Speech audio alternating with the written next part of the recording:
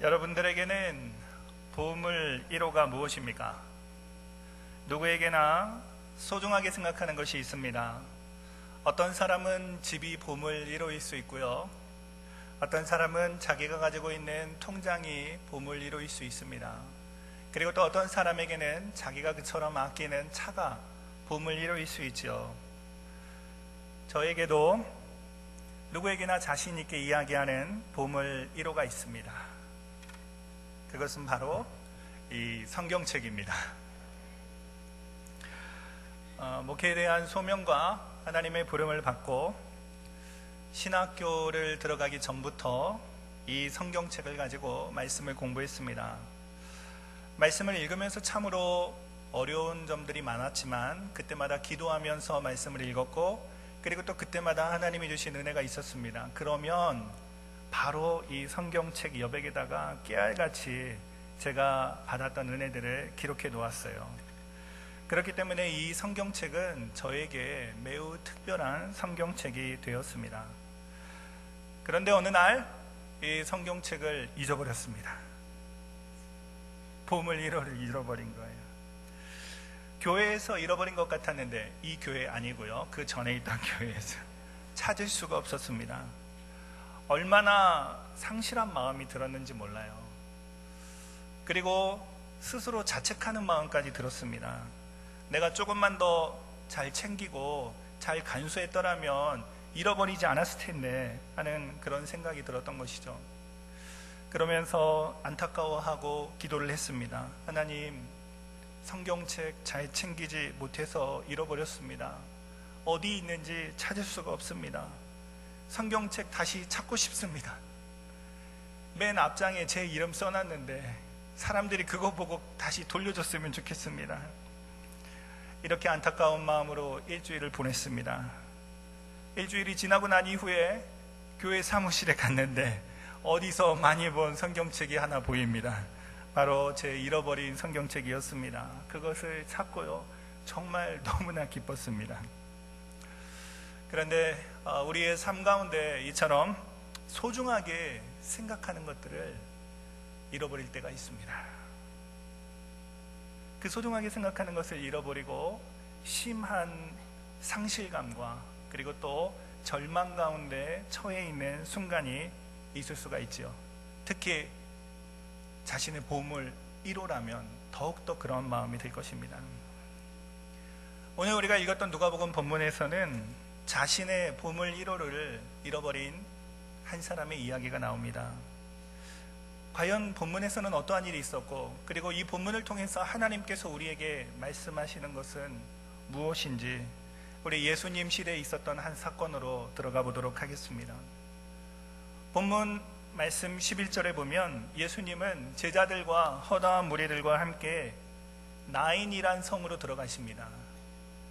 이 나인 성은 어디인지 정확하게 알 수는 없으나 이스라엘 북쪽에 있는 작은 성읍이었고 마을이었던 것으로 추정됩니다. 이곳에 장례 행렬이 있었던 것이죠. 이 작은 마을에. 그 모습을 12절에서는 이렇게 기록하고 있는데요, 12절 말씀 우리 같이 한번 읽어볼까요? 같이 읽겠습니다. 시작. 성문 가까이 오실 때 사람들이 한 죽은 자를 메고 나오니 이는 그 어미의 독자요, 어미는 과부라. 그 성에 많은 사람도 그와 함께.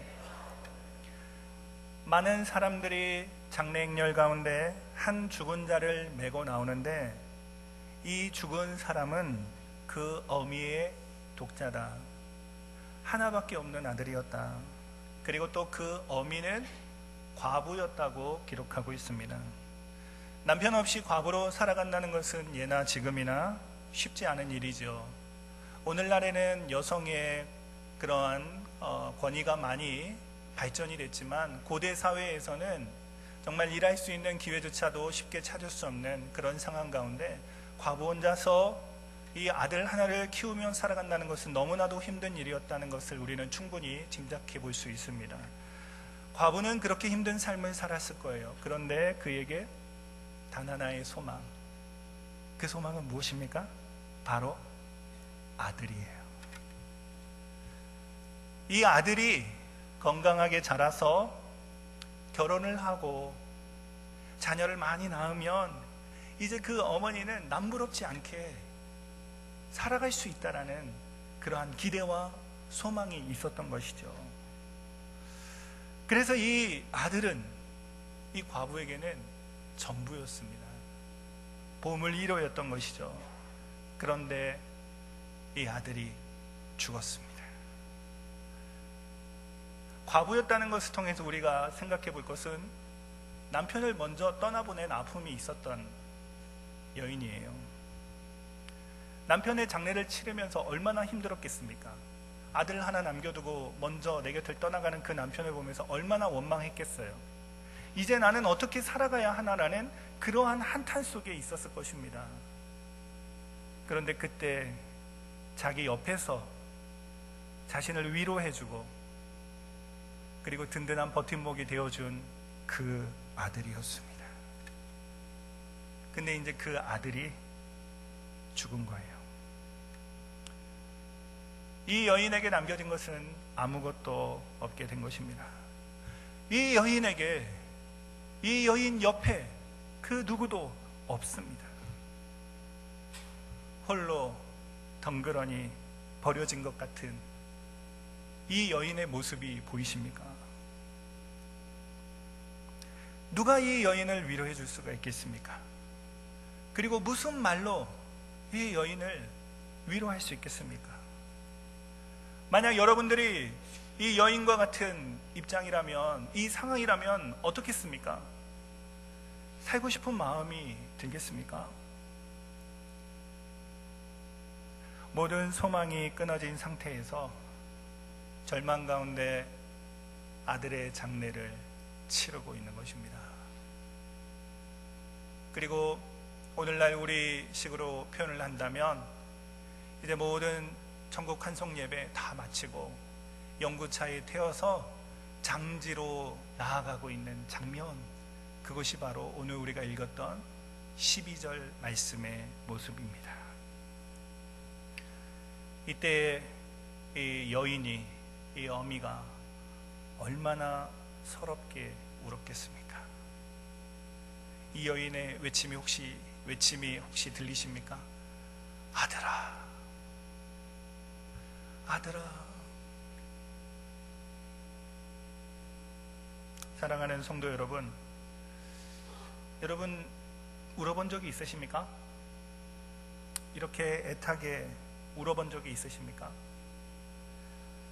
나의 모든 기대와 소망이 끊어지고 절망 가운데 하염없이 흐르는 눈물을 주체할 수 없어서 울어본 적이 있으십니까?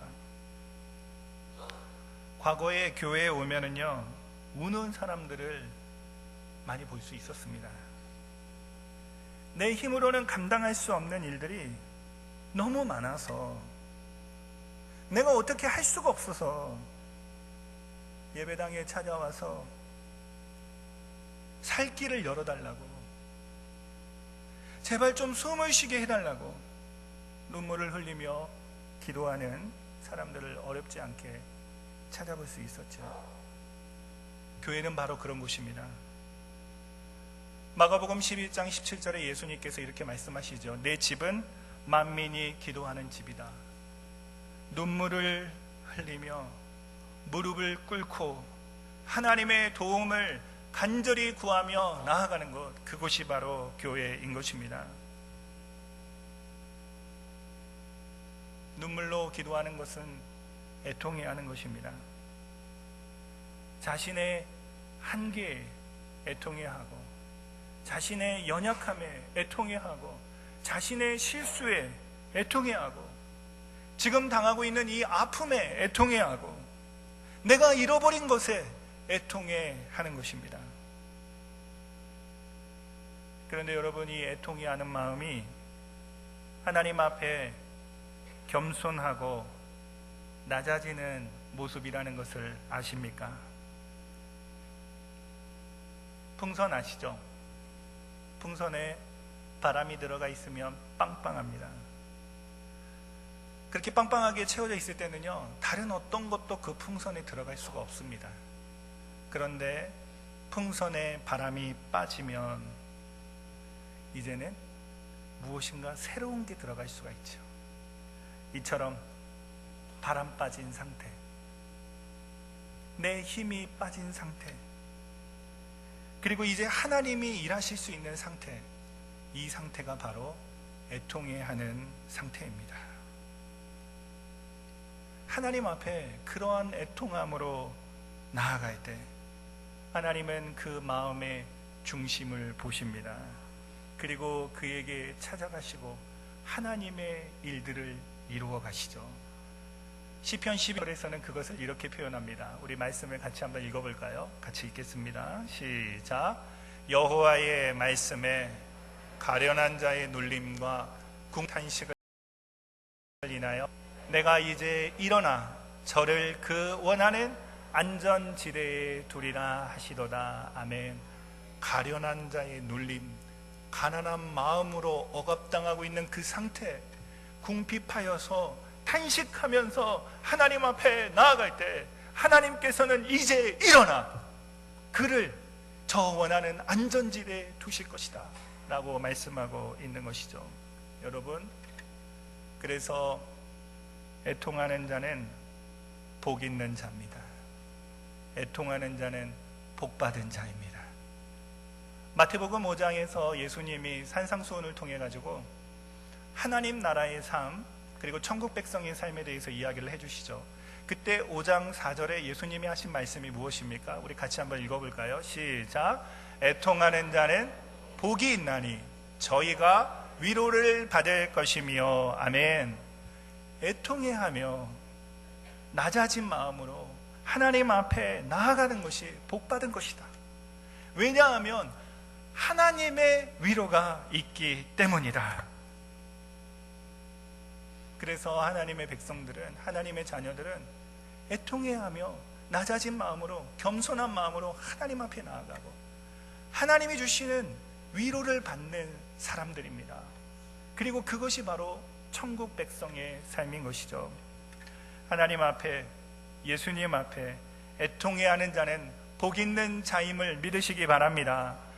그래서 우리는 날마다 예배를 드릴 때, 하나님 앞에 나아갈 때 애통해하는 마음으로 우리의 마음을 쏟아놓고 하나님의 도움의 손길을 간절히 구하며 나아가야 하는 것입니다.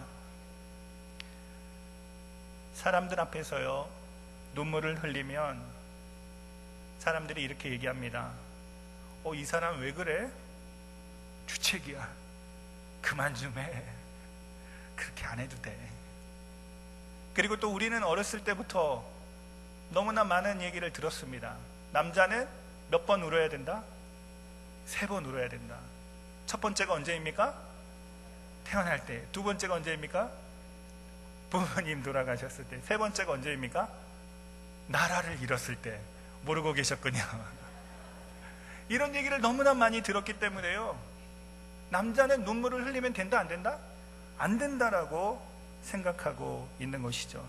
그런데 여러분, 이것은요 세상 사람들의 말입니다. 이 말에 속으면 안 됩니다. 하나님의 자녀는 하나님 앞에 나아갈 때 애통해하며 눈물을 흘리며 나아가야 합니다. 우리가 쓰고 있는 모든 가면을 벗어버려야 하는 것입니다. 우리를 포장하고 있는 모든 체면과 우리 안에 있는 모든 교만함을 벗어버리고 우리의 모든 죄악을 하나님 앞에 철저히 회개하며 애통해하며 나아가야 하는 것입니다. 하나님의 자녀들은 울어야 합니다. 울어야 삽니다. 울지 않는다는 것은 그만큼 내 마음이 굳어져 있다는 것입니다. 하나님의 자녀들은 하나님 앞에 나아갈 때마다 회개의 눈물을 흘리고 아픔에 애통해하고 그리고 감사와 기쁨의 눈물을 흘려야 합니다. 그 가운데 우리가 꼭 기억해야 할 것이 있는데, 그것은 우리가 주님 앞에 이렇게 애통해하며 눈물을 흘릴 때 우리 주님은 결코 그 눈물을 외면하지 않으신다는 사실입니다. 우리 주님은 세상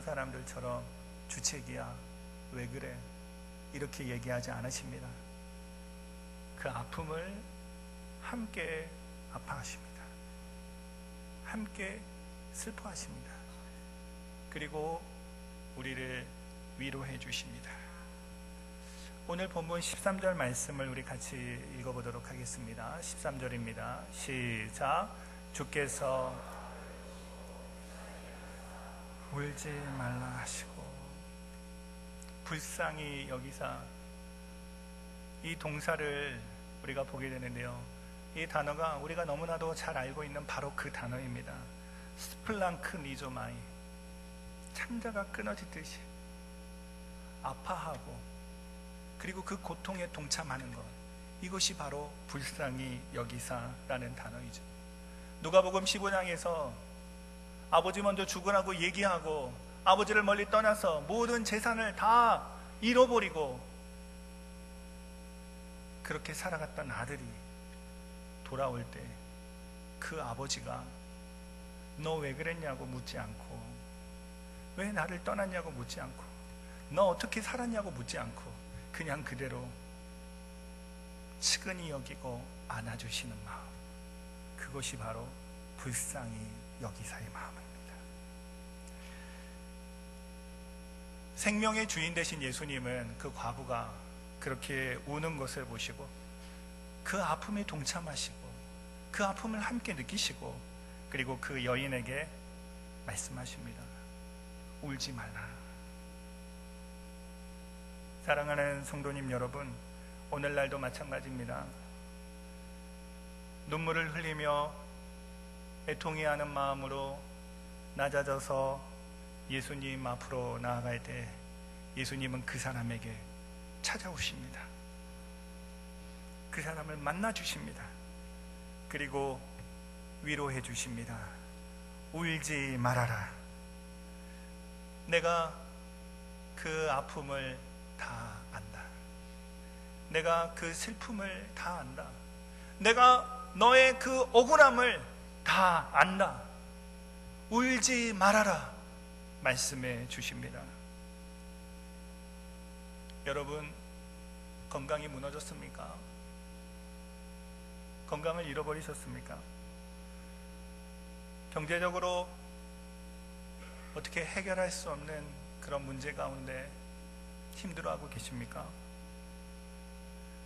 때로는 내 마음대로 할 수 없는 그러한 자녀의 문제 때문에 심한 상실감을 경험하고 계십니까? 여러분들의 삶 가운데 인생의 목표와 비전이 사라져서 그것을 잃어버리고 힘들어하고 계십니까? 관계의 문제가 있습니까? 또는 주님에 대한 첫사랑의 그 잃어버림이 있습니까? 우리는 잃어버린 것이 너무나 많습니다. 이 잃어버린 것이 무엇인지를 기억하고 우리가 애통해하며 주님 앞에 나아갈 때 울지 말라고 이야기하시는 주님의 음성을 듣게 될 것입니다. 오늘 이 예배를 통해서 이 하나님의 놀라운 은혜의 역사가 일어나기를 축복합니다. 이것이 바로 오늘 우리에게 주시는 첫 번째 메시지입니다. 잃은 것을 위해 울어야 합니다. 그때 우리는 주님의 위로를 경험하게 될 것입니다. 이처럼 애통해하면서 눈물로 나아가는 이 나인성 과부를 주님이 만나 주셨습니다. 여러분, 한번 이 장면을 머릿속으로 상상해 보세요. 예수님과 제자들과 많은 무리들이 있었다고 이야기를 합니다. 그 사람들은요, 지금 이 성문으로 나인성 안으로 들어가고 있습니다. 그리고 또 한쪽 편에서는요, 이 여인의 과부 아들이 죽어서 장례를 치르고 있는 행렬이 나오고 있습니다. 지금 이 두 그룹이 성문 앞에서 만나게 된 것입니다. 영원한 생명이신 예수님을 따르는 무리와 영원한 죽음으로 가는 이 사람들의 무리가 맞닥뜨려지게 된 것이죠. 참 너무나 흥미로운 이러한 장면 아닙니까? 소란스러운 소리는, 시끄러운 소리는 이내 잠잠해지고 사람들은 숨을 죽인 채 발걸음을 멈추었을 것입니다. 왜냐하면 그때 당시의 관습은 장례 행렬이 지나가면 걸음을 멈추고 장래 행렬에 동참해야 됐기 때문이죠. 이 많은 사람들이 멈춰서서 지금 한 사람을 바라보고 있습니다. 그 사람이 누굽니까? 바로 예수님입니다. 예수님이 지금 그 여인에게 찾아가셔서 울지 말라고 이야기해 주셨기 때문에 모든 사람들의 시선은 그쪽으로 집중되어 있죠. 그때 예수님이 보여주신 모습은 무엇입니까? 우리 14절 말씀을 같이 한번 읽어보겠습니다. 14절 같이 읽겠습니다. 시작. 가까이 오사 그 관에 손을 대시니 맨 자들이 서는지라. 내가 내게 말하노니 일어나라 하시매. 그 장래 행렬 가운데 예수님은 그 영원한 죽음으로 가는 그 무리들 한가운데로 들어가서 그 죽은 시체가 있는 관 속에 손을 대십니다. 여기서 관이라고 이야기를 하지만 사실 그때 당시에는 오늘날과 같은 관을 사용하는 게 아니라 들것에다가 그 사람을 덮었기 때문에 관에 손을 대었다는 것은 그 사람을 만졌다는 것입니다. 그 시체를 만졌다는 것입니다. 이것을 본 유대인들은 깜짝 놀랐을 거예요. 왜냐하면 시체를 만지는 것은 가장 부정한 일이기 때문에 그렇습니다. 그런데 예수님은 그 싸늘한 시체, 그 죽어있는 시체를 터치하십니다. 주님의 손으로 그 영혼을 만지시는 것입니다. 참 이 모습이 우리에게 얼마나 큰 은혜가 되는지 모릅니다. 예수님은 부정하고 죄 많은 우리에게 이처럼 찾아오셔서 우리를 터치해 주십니다. 우리의 마음을 만져주십니다. 우리의 영혼을 터치해 주십니다. 예수님께서 이 죽은 시체를 만지며 뭐라고 말씀하십니까? 청년아, 내가 내게 말하노니 일어나라. 세상을 창조하실 때 빛이 있으라 하시니 빛이 있었고, 묻이 드러나라 하시니 말씀대로 이루어졌고, 채소와 씨 가진 열매와 과목을 내라 하니 그대로 되었던 그 말씀의 권위와 권능으로 예수님이 선포하고 명령하는 것입니다. 청년아 일어나라.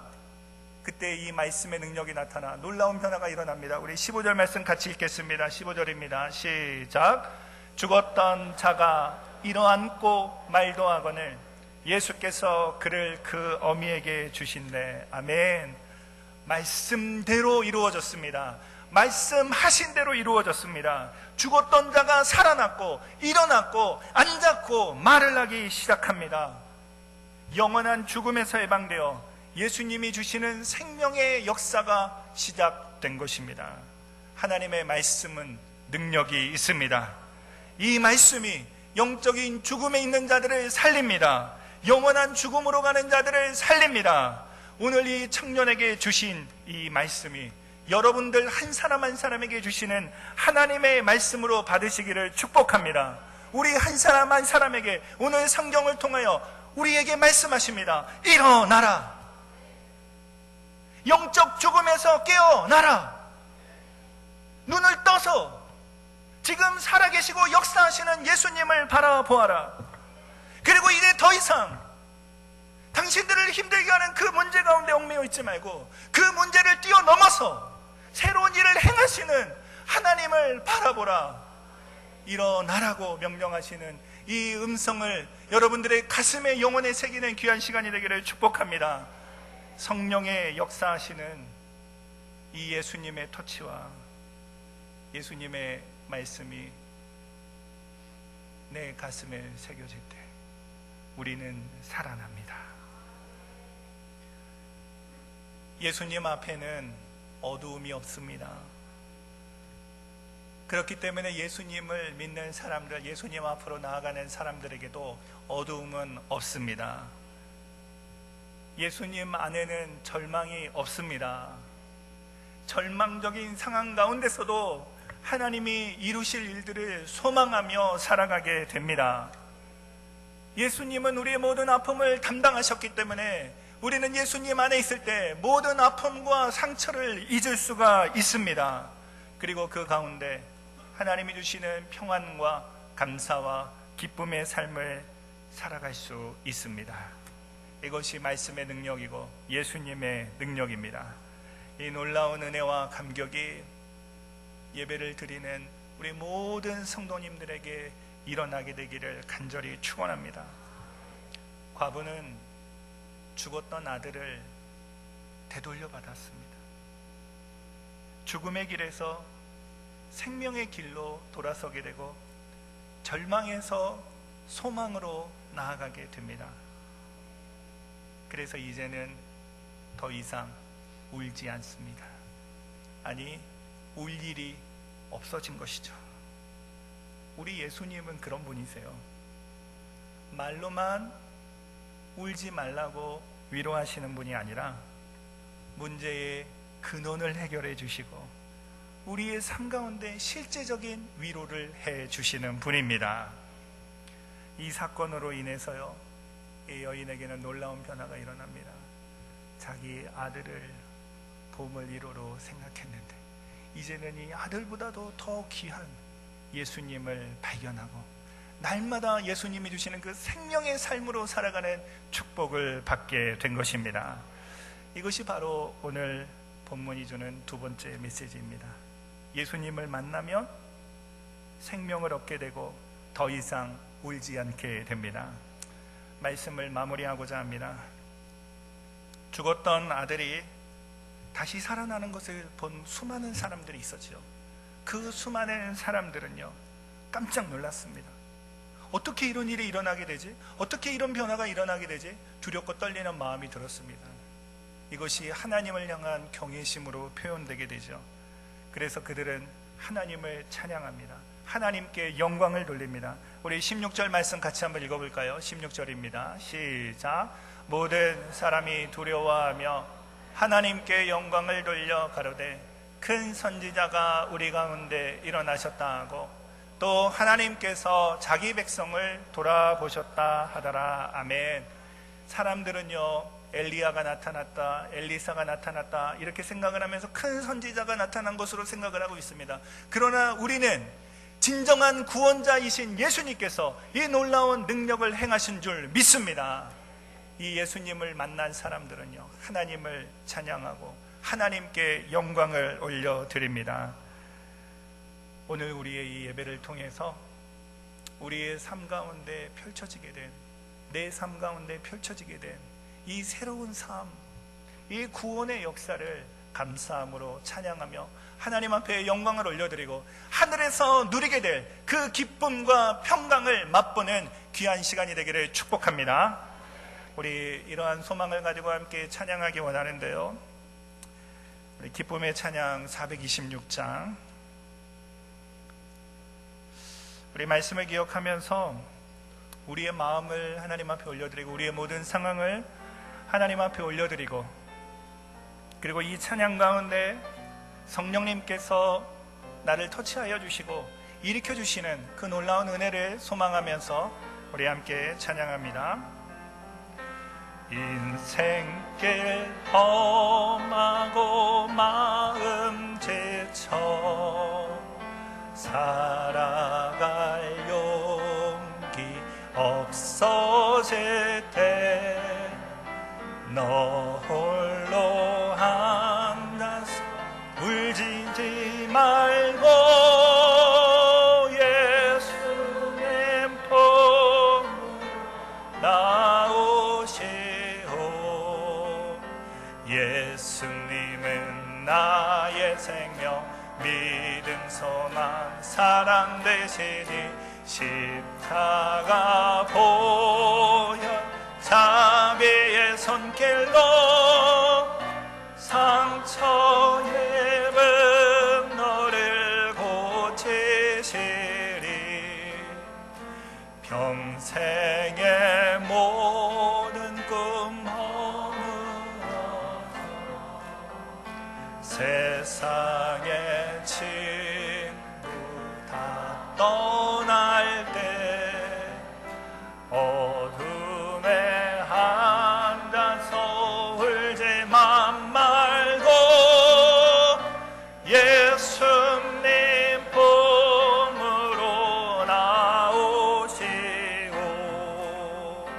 예수님은 나의 생명 믿음, 소망, 사랑 되시니 십자가 보혈 자비의 손길로 상처에 입은 너를 고치시리. 어둠 밤 지나고 새날 오고 겨울이 가 봄이 오는 이 세상 슬픔이 지나고 나면 광명한 새날이 다가오네. 예수님은 나의 생명, 믿음, 소망, 사랑 되시니 십자가 본 자비의 손길로 상처 입은 나를 고치시니. 기도하겠습니다. 사랑과 은혜가 충만하신 하나님 아버지, 오늘 거룩하고 복된 주일에 하나님 앞에 나와 예배드리게 하여 주시니 참으로 감사합니다. 오늘 이 예배 가운데 우리의 상한 심령을 만져주시고 위로하여 주시고 모든 문제의 근원을 해결해 주시는 예수님을 바라봅니다. 오늘 우리에게 주시는 말씀을 우리의 가슴과 영혼에 새깁니다. 울지 말아라, 일어나라. 그렇습니다.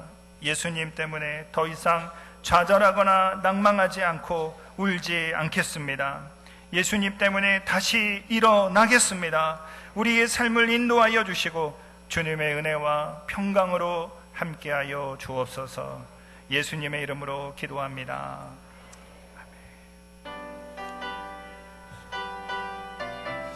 이 시간 찬송가 492장 찬양하며 헌금하겠습니다. 나의 영원하신 기업 생명보다 귀하다. 나의 갈 길 나가도록 나와 동행하소서. 주께로 가까이 주께로 가오니 나의 갈 길 나가도록 나와 동행하소서. 세상 복이 아니라 모든 영예 버리고 험한 길을 가는 동안 나와 동행하소서. 주께로 가까이 주께로 가오니 나의 우리 다 같이 일어나셔서 3절 찬양하며 봉헌하도록 하겠습니다. 어두운 골삭 지나가며 험한 바다 건너서 천국 문에 이르도록 나와 동행하소서. 주께로 가까이 주께로 가오니 나의 갈 길 나가도록 나와 동행하소서. 아멘. 그렇습니다. 주님, 나의 영원하신 기업 우리 구주 예수 그리스도를 바라봅니다. 우리의 삶 가운데 날마다 하나님의 나라가 임하게 하여 주시고 하나님의 통치 가운데 믿음으로 승리하는 삶이 되게 하여 주옵소서. 하나님, 이 시간에 우리의 귀한 예물을 하나님 앞에 올려드립니다. 우리의 그 삶의 현장 가운데 수고하여 애쓴 이 예물 하나님이 우리에게 허락하여 주신 것으로 알고 하나님 앞에 올려드리오니 하나님이 예물을 받아 주시옵소서. 이 예물이 사용되어지는 것마다 하나님의 나라가 세워지게 하여 주시고 주의 복음이 땅끝까지 증거되어지는 놀라운 복음의 역사 일어나게 하여 주옵소서. 귀한 것 드리는 손길 가운데 축복하여 주시어서 더욱더 풍성한 은혜와 복을 내려주시고 하나님의 영광을 위하여 귀하게 쓰임받는 축복의 통로가 되게 하여 주옵소서. 아버지 하나님, 이 시간에는 우리 환우들을 위하여 간절히 기도합니다. 하나님, 상한 심령을 가지고 주님의 도움을 간절히 바라보며 나아가는 우리 모든 환우들에게 성령님 위로하여 주시고 성령님 터치하여 주시고 성령으로 기름 부어 주셔서 온전한 치유와 회복을 허락하여 주시옵소서. 그리하여 날마다 감사와 찬송이 넘치는 천국의 삶을 살아가게 하여 주옵소서. 이제는 우리 주 예수 그리스도의 은혜와 하나님 아버지의 무한하신 사랑하심과 성령님의 위로 교통교제 충만하심의 역사가 이 시간 이곳에 머리 숙인 하나님의 백성들 위에 그의 가정과 모든 산업의 현장 위에 우리 오렌지 카운티 한인교회 위에 이제로부터 영원토록 함께 있을지어다.